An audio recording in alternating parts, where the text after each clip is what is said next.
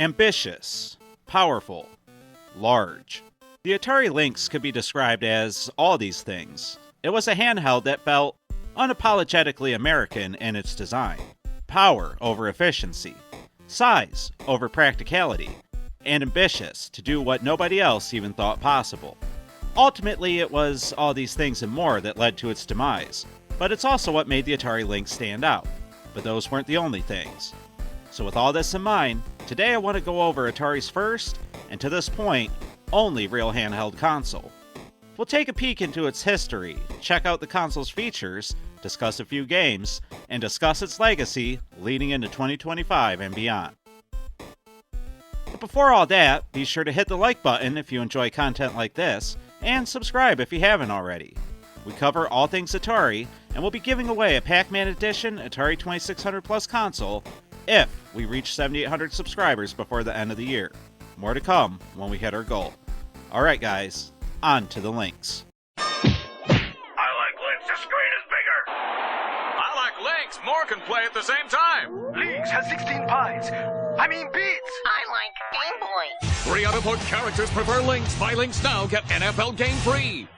In 1986, two former Amiga designers, R.J. Michael and Dave Needle, were asked by a former manager to create a handheld gaming console for Epyx.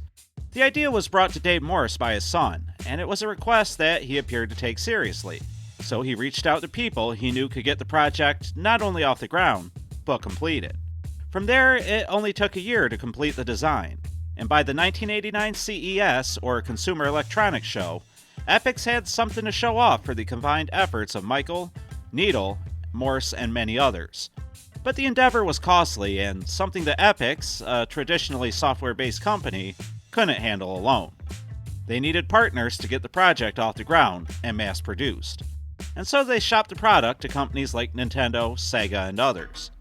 Nintendo, as we all know, were mere months away from releasing their Game Boy to the world, and had no interest in the handheld. I'm sure they compared Epyx's system, dubbed the Handy at the time, to their own project, and more than likely found it large, unwieldy, and power-hungry compared to their design, which was made in particular to mitigate most of these perceived design flaws. Sega didn't have much more faith in the Handy than Nintendo did, but Atari was a company in need of products to sell, and at this time they were owned by and ran by Jack Tramiel, and his sons, Leonard and eventually Sam. It was decided that Atari would take care of manufacturing and selling the hardware, while Epyx would handle software, and so a partnership was born, and so was the Atari Lynx. But Jack Tramiel wasn't one to make deals that didn't favor himself, and created contracts and scenarios where he could screw over his new partners at seemingly every turn. Many people don't understand why putting something in Tramiel's hands is a bad idea. Anyone who has worked with him with their product understands completely. Anyone who has had a product that he has bought from them understands completely. Business is war. If you're not crushing your opponent, you're doing it wrong. He had a good legal department that would make sure that their contracts had remarkable escape holes in them. The one he did with Epyx was astonishing. But giving something to Jack means that Jack will then find a way for him to make a bunch of money and for you to make none.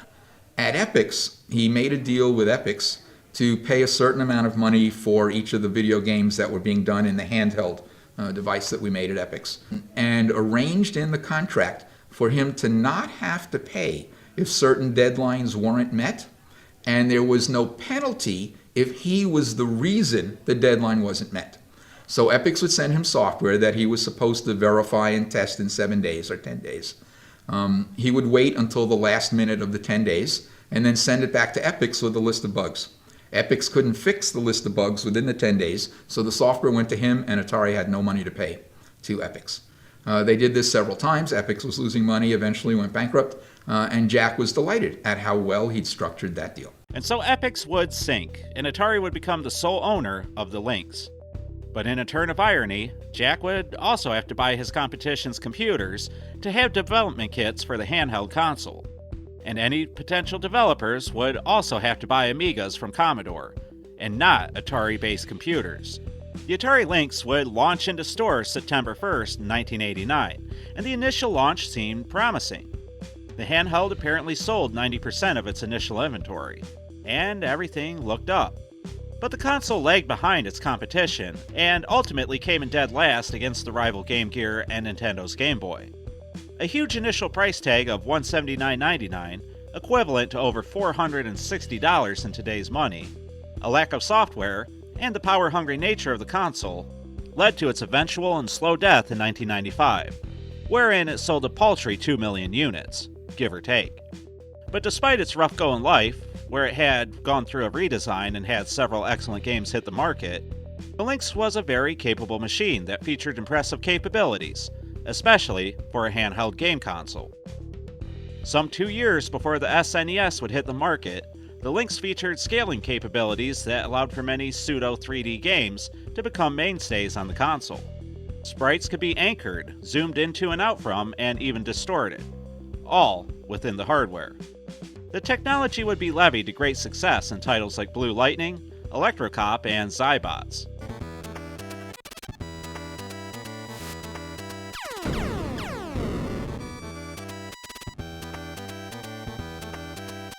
The Lynx also utilized cartridges that were very flat and small compared to even the other handheld systems. It reminded me personally of NEC and Hudson's HuCard cartridges on the TurboGrafx and PC Engine. They were cool and conveyed a sense of wonder in how such games were managed in something so flat and small. Of course, that was the take of a young and uninitiated man such as myself. But unlike the Game Boy, the Lynx featured a colored screen that was also backlit. This made it easier to view, at least compared to Nintendo's offering. It also featured 496 colors that were available, and the system felt much more advanced than its competition. But this advanced feeling came at a price. The mobility of the handheld was somewhat lost by the system's long dimensions and large body, and it ate batteries at an ungodly rate. Some reports say you could get 4, or maybe even as little as 2 hours of gameplay on a set of 8 AA's. Word got around that this portable wasn't really portable at all. An AC wall adapter would be necessary, and almost nobody would be silly enough to play it with batteries alone, at least when he had the option. A few more of the Lynx's lesser utilized but probably more impressive features were its networking capabilities and the ability to play the console on its side. The Lynx was designed to be connected with up to 17 other consoles for the ultimate multiplayer experience, but most games only ever supported up to 8 consoles to be linked at once.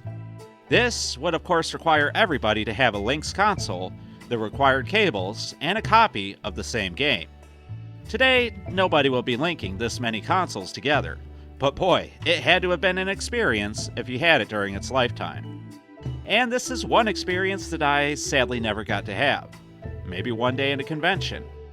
Anyway, the ability to play the console both vertically and horizontally was an intriguing inclusion as well. The control layout was made with this in mind, but few games took advantage of this capability. A few notable titles were Gauntlet, The Third Encounter, Clax, and Raiden.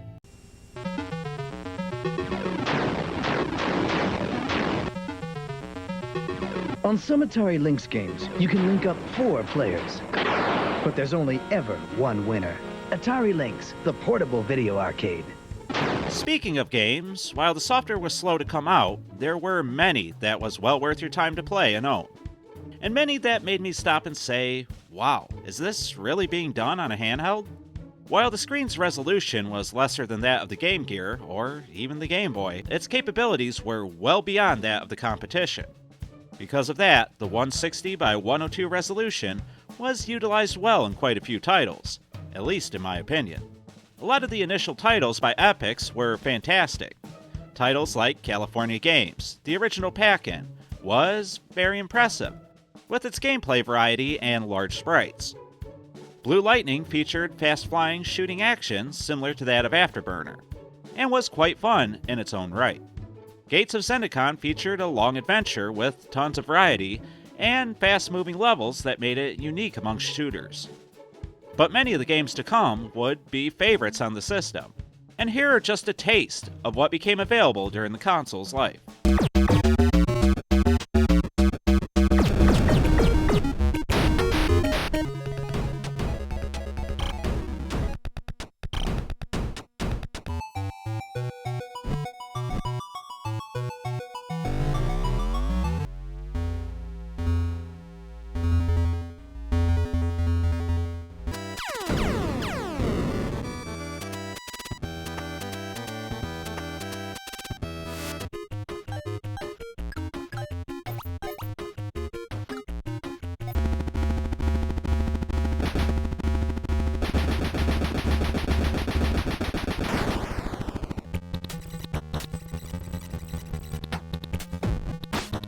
When it was all said and done, the Lynx received more than 70 titles in a span of 6 or so years.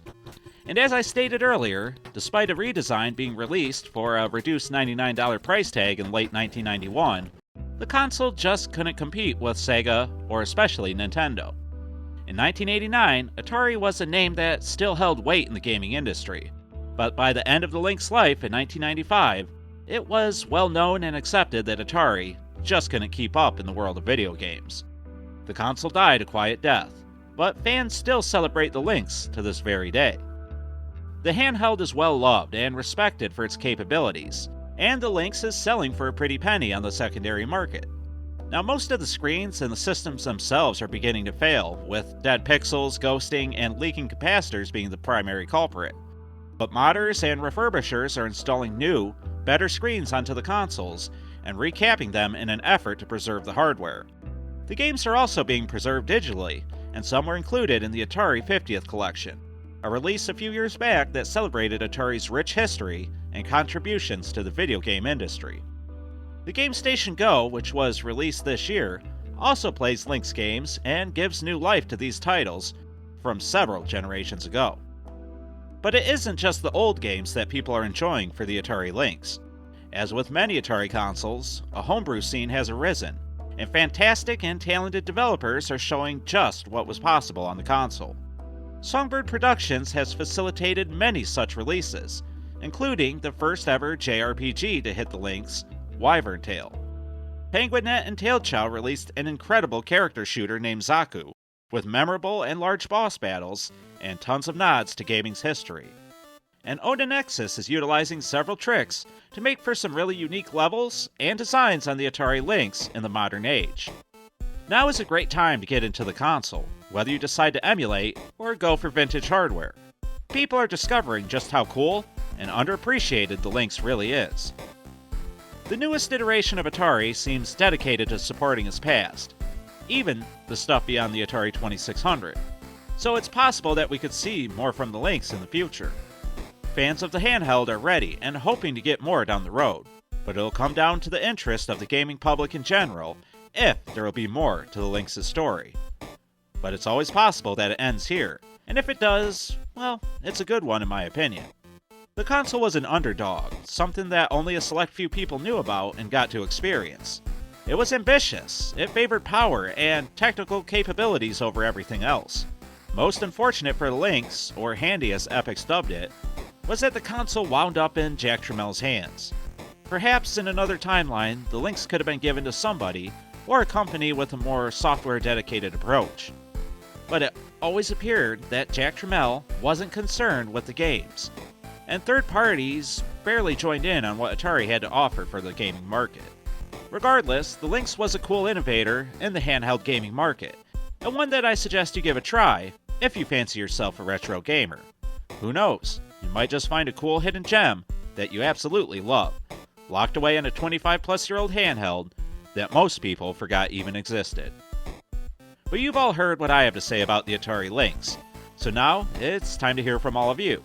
Did you own a Lynx? Do you enjoy the Lynx and its games? Why or why not? And do you think that Atari will do anything with the Lynx moving forward? Let me know about all this and anything else you have to say in the comments down below. And one more reminder to hit the like button and subscribe. It helps out the channel so much more than you could ever know. Alright guys, I've been the 7800 Pro Gamer for the Atari Network, and until next time, remember to stay classy, Atarians. Here I am buying a Lynx with a RGB output because people are still modding them, you know, and selling them on eBay and stuff, right?